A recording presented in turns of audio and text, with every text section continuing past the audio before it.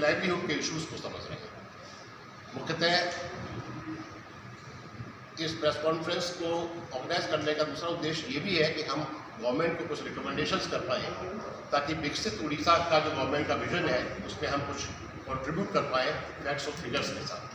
हमारा मानना ये है कि अगर जो प्रोजेक्ट्स, इंडस्ट्रियल प्रोजेक्ट्स स्टॉल्ड पड़े हुए हैं, अगर केवल उनको ही खोल दिया जाए तो 35,000 जॉब्स क्रिएट हो सकते हैं इंस्टेंटली।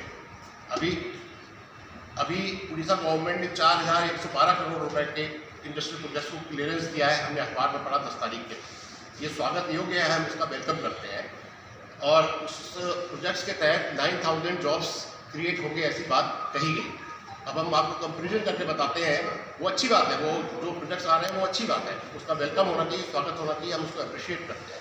हम गवर्नमेंट को अपने डाटा और फिगर्स के माध्यम से ये बताना चाहते हैं कि अगर जो प्रोजेक्ट्स केवल इम्प्लीमेंटेशन इशूज़ की वजह से वो ऑलरेडी अप्रूव्ड है या MOU साइन है, माइनिंग रिलेटेड है, इंडस्ट्रियल।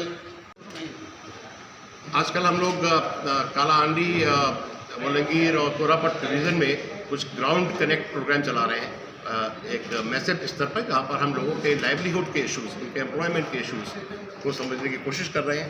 माइग्रेशन क्यों हो रहा है इसको समझने की कोशिश कर रहे हैं और इसकी हमारी कुछ ग्राउंड रियलिटीज़ हैं, कुछ फाइंडिंग्स हैं। उन फाइंडिंग्स को आज हम मीडिया को बताने के लिए और उसके बाद फिर गवर्नमेंट ऑफ उड़ीसा को एक अपना छोटा सा रिकमेंडेशन सबमिट करने के उद्देश्य से, जो कि हम बहुत ही जल्दी जब भी नेक्स्ट अर्लीस्ट अपॉर्चुनिटी होगी उस पर हम करेंगे। इसी को बताने के लिए हमने आज ये प्रेस कॉन्फ्रेंस किया है। और जो हमने ग्राउंड कनेक्ट में जो हमारी मुख्य फाइंडिंग है वो ये है कि लोगों के पास फॉर्मल एम्प्लॉयमेंट नहीं, वहाँ पर MSMEs का कमी है, मतलब फैक्ट्रीज नहीं है, लघु उद्योग नहीं है, मध्यम उद्योग नहीं है, अगर है भी तो बहुत कम है। ज़्यादातर लोग कृषि पर आधारित उद्योगों पर निर्भर हैं और वो सीजनल है, कुछ दिनों करते हैं उसके बाद वो माइग्रेट करके कहीं चले जाते हैं। तो हम गवर्नमेंट ऑफ उड़ीसा का जो विज़न है विकसित उड़ीसा का, उसको सपोर्ट करने के लिए गवर्नमेंट को कुछ हम सुझाव देना चाहते हैं, कुछ रिकमेंडेशन देना चाहते हैं। जैसे कि फॉर एग्जांपल बहुत सारे इंडस्ट्रियल प्रोजेक्ट्स ऐसे हैं जो स्टॉल्ड पड़े हुए हैं, MOU साइन हुए हैं। जैसे माइनिंग की ही बात कर लें, वो माइनिंग मिनरल रिच स्टेट है, उड़ीसा एक मिनरल रिच स्टेट है और मिनरल की बहुत बड़ी संभावनाएँ हैं। अगर हम कोई नया अप्रूवल नहीं चाहिए, अगर हम उन्हीं अप्रूव्ड प्रोजेक्ट्स को ही ये इम्प्लीमेंटेशन का जो भी इशू है इसको अगर एड्रेस करते हुए अगर हम उसको ओपन अप कर देते हैं तो 25,000 जॉब्स उस रीजन के लोगों के लिए इंस्टेंट क्रिएट हो सकते हैं इसी फाइनेंशियल ईयर में, और टोटल उसका वॉल्यूम 35,000 है।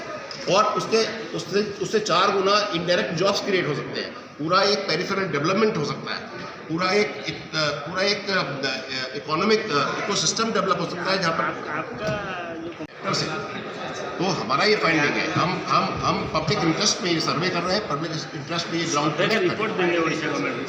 सर्वे का फाइंडिंग्स हम करते हैं और सर्वे का फाइंडिंग जो है हमने आपको बताया है मोटा मोटा, बाकी बहुत डिटेल्ड है। आप मेरा प्रेजेंटेशन सुनते तो आपको पता चलेगा। ये क्या सारे के सारे उड़ीसा के 30 डिस्ट्रिक्ट, हाँ उड़ीसा में कहाँ टोटली? अभी हम कालाहांडी से शुरू कर रहे हैं, कालाहांडी मुलंगीर से, उसके बाद फिर देखते हैं जैसे जैसे समय मिलेगा आगे के डिस्ट्रिक्ट्स में भी जाएंगे। नहीं, मेरा मतलब कहना है वो कितना हो गया आपका? अभी हमने कालाहांडी हो गया हमारा, कालाहांडी डिस्ट्रिक्ट्स का काफ़ी कुछ कवर हो गया है, मुलंगीर थोड़ा बहुत कवर हो गया है और बाकी और जगह काम चल रहा है। भुवनेश्वर में कोई सर्वे होने वाला है? भुवनेश्वर कैपिटल हुआ है यहाँ से? भुवनेश्वर में नहीं, वो यहाँ पे नहीं है, हम तो गाँव देहात में जाके काम करते हैं। Thank you.